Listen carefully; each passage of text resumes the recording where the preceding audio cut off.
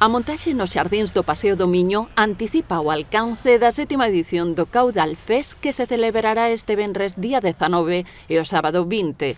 O deputado de Promoción Económica e Social, Pablo Rivera, percorreu o recinto xunto ao alcalde de Lugo, resto de autoridades e organizadores.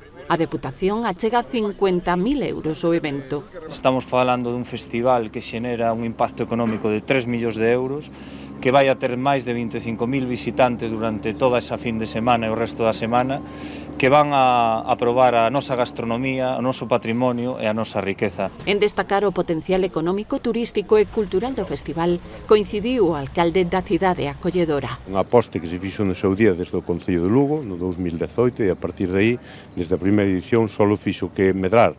Xa na primeira edición, pois o número de afluencia de público e o retorno económico para a cidade foi moi importante e durante eses 7 anos só fixo consolidarse. Nun entorno ideal e cun cartel de luxo, o Caudal pechará o verán cunha vintena de concertos, con Duncan Du, Love of Lesbian, Melendi ou Carolina Durante, entre outras estrelas.